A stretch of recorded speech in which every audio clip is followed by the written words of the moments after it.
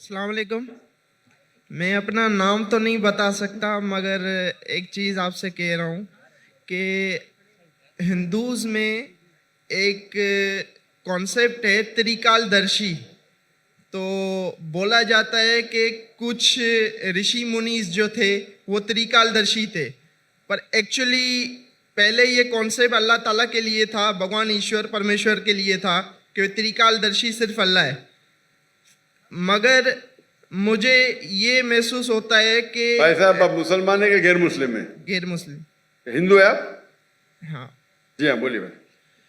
मगर वहाँ पे ये चीज़ हुई कि हिंदुस्तान में जैसे देवबंदी और बरेलवी मसलक भी वहाँ पे रहे, तो क्या ये नहीं है कि त्रिकालदर्शी का कॉन्सेप्ट बरेलवी मसलक जो है वो हुजूर अकरम सल्लल्लाहु अलैहि वसल्लम के लिए भी लेता है, सेम कि वो प्रेजेंट पास्ट फ्यूचर तीनों जानते हैं, जबकि ये कॉन्सेप्ट वही चीज़ है जो मतलब हिंदू सूफियाज के लिए कहते थे, और अभी भी मतलब कुछ ऐसे हैं जो हज़रत अली के लिए कहते हैं और कुछ हैं जो मुख्तलिफ सेंस के लिए कहते हैं कि वो त्रिकालदर्शी हैं।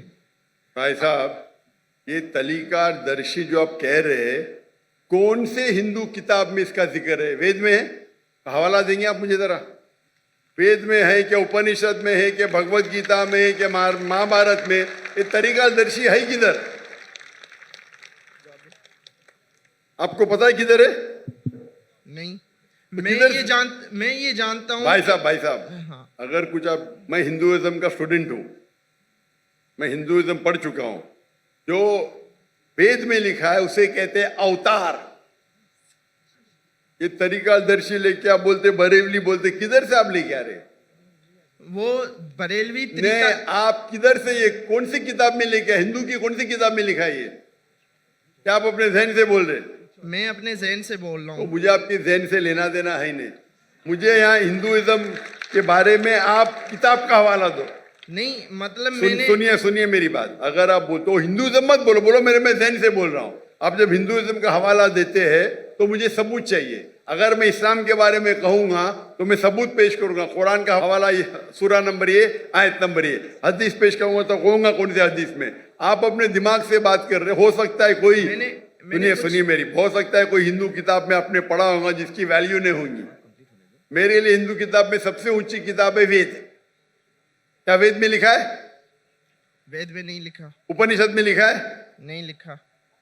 तो क्यों फिर आप कह रहे हिंदू? पर मैं ये कहना चाह रहा हूँ कि ये जो कॉन्सेप्ट हम ले रहे हैं, हम नहीं ले, मैं जानता ही नहीं ये कॉन्सेप्ट को। कहां से ले रहे हैं आप? ले रहे हम कहते हैं ना कि हुजूर अकरम सल्लल्लाहु अलैहि वसल्लम प्रेजेंट पास्ट फ्यूचर जानते हैं, और ये आप कहते, मैं नहीं कहता हूं।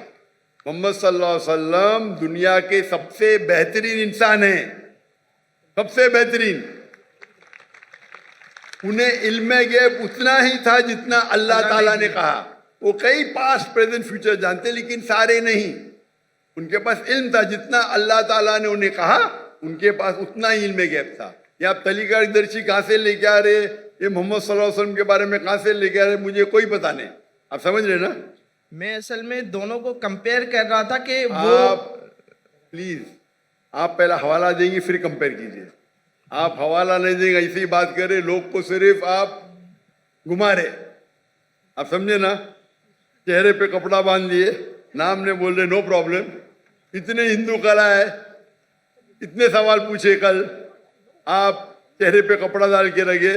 मुझे कुछ शक हो रहा है। आप हवाला दीजिए, मुझे कोई एतराज नहीं तो दूसरा कोई सवाल पूछिए। दूसरा सवाल ये है कि जैसे हम नास्तिक का वर्ड है, अब इस्लाम में काफिर का वर्ड है, तो क्या ये दोनों वर्ड सेम है?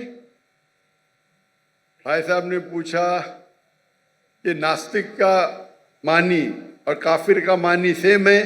नहीं, सेम नहीं है। नास्तिक मानी जो खुदा या ईश्वर को नहीं मानता, वो कहता है इसका वजूद ही नहीं है, एथियस्ट।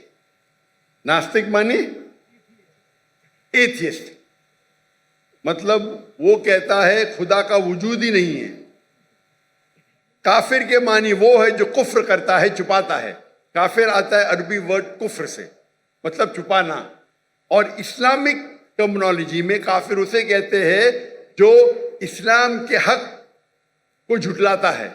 छुपाना या झुटलाना उसे कहते कुफ्र। अगर अल्लाह सुब्हाना व ताला या अल्लाह के अहकाम को नहीं मानता है और झुटला आता है, उसे कहते हैं हम काफिर। तो काफिर नास्तिक हो सकता है, नहीं भी हो सकता है। ये दोनों लफ्ज अलग है, लेकिन नास्तिक मानी जो खुदा में नहीं मानता। काफिर खुदा में मान सकता है लेकिन गलत खुदा में मान सकता है, उसे कहते हैं इंग्लिश के अंदर आप जो काफिर कह रहे हैं उसे कहते हैं एथियस्ट। नास्तिक को कहते हैं इंग्लिश में एथियस्ट, काफिर को कहते हैं वन हु रिजेक्ट्स। दोनों में फर्क है। हो सकता है कभी नास्तिक और काफिर एक हो जाए, वो नास्तिक काफिर हो सकता है, काफिर नास्तिक हो सकता है, दोनों के मानी अलग है। नास्तिक मतलब जो खुदा के वजूद में नहीं मानता है, काफिर वो जो झुटलाता है। हो सकता है कि इंसान खुदा में मानता है लेकिन सही खुदा में नहीं मानता है, वो भी काफिर हो सकता है। तो काफिर जरूरी नहीं नास्तिक होना, हो भी सकता है, नहीं भी हो सकता है। Hope the answer is the question.